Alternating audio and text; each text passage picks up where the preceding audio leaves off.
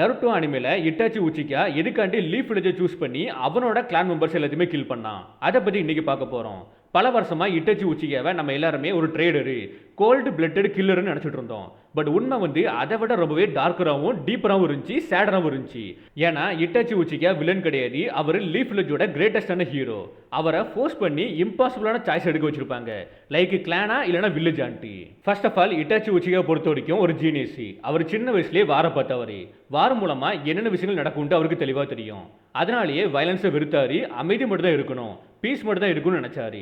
இவர் 11 வயசுல சுடினாவும் மாறி இருப்பாரு, அதே மாதிரி 13 வயசுல ஆன்போ பிளாக் ஆப்ஸ்லையும் ஜாயின் பண்ணியிருப்பாரு. ஒரு கடத்துக்கு மேல டபுள் ஏஜென்டாவும் இருந்திருப்பாரு, லைக் உச்சே கிளானோட ஸ்பையாவும் இருந்திருப்பாரு, வில்லேஜோட ஸ்பையாவும் இருந்திருப்பாரு. ஏன்னா லீஃப் வில்லேஜோட டாப் அஃபீஷியல்ஸ் எல்லாருமே என்ன நினைச்சாங்கன்னா, nine tails leaf village attack பண்ணதுக்கு உச்சே கிளான் தான் காரணம். அதனால உச்சயா கிளானை தனிமைப்படுத்த ஆரம்பிச்சாங்க, அவங்கள கண்காணிக்க ஆரம்பிச்சாங்க. இந்த விஷயம் உச்சயா கிளான் மெம்பர்ஸுக்கு பிடிக்கவே இல்லை. அதனால அவங்க என்ன பிளான் பண்றாங்கன்னா, லீஃப் வில்லேஜோட டாப் அஃபீஷியல்ஸ் எல்லாத்தையுமே ஓவர் த்ரோ பண்ணி நம்ம லீஃப் வில்லேஜை கேப்சர் பண்ணலான்ட்டு.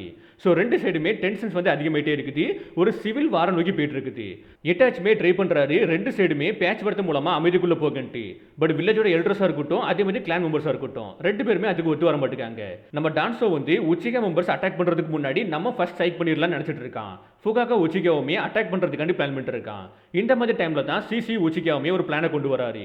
என்னோட அல்டிமேட் கென்ஜுட்சுவான கோட்டா அமட்சுகாமியை நான் வந்து ஃபுகாகா உச்சிகா மேல கேஷ் பண்றேன். அது மூலமா அவரால் கண்டுபிடிக்க முடியாது கென்ஜுட்ஸில் தான் இருக்கும்ட்டு.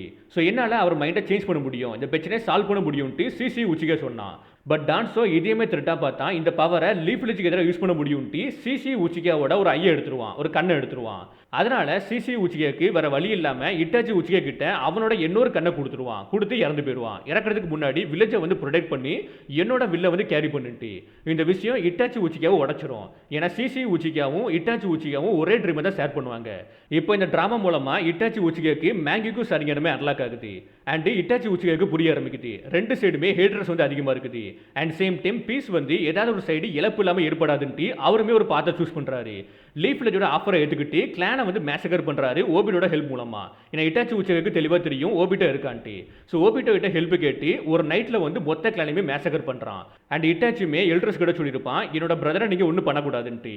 ஸோ அதுக்கப்புறம் லீஃப் வில்லேஜோட ஸ்பையா தான் அக்கட்சிக்குள்ளே போய் ஜாயின் பண்ணியிருப்பான். இட்டாச்சி இந்த விஷயத்தை பண்ணுறதுக்கு ஏகப்பட்ட விஷயத்தை இழந்திருப்பானே சொல்லலாம். அவனோட சாக்ரிஃபைஸ் ரொம்பவே அதிகம். இட்டாச்சி பற்றி நீங்கள் என்ன நினைக்கிறீங்கன்ட்டு கீழே கமெண்ட் பாக்ஸில் கமெண்ட் பண்ணுங்க.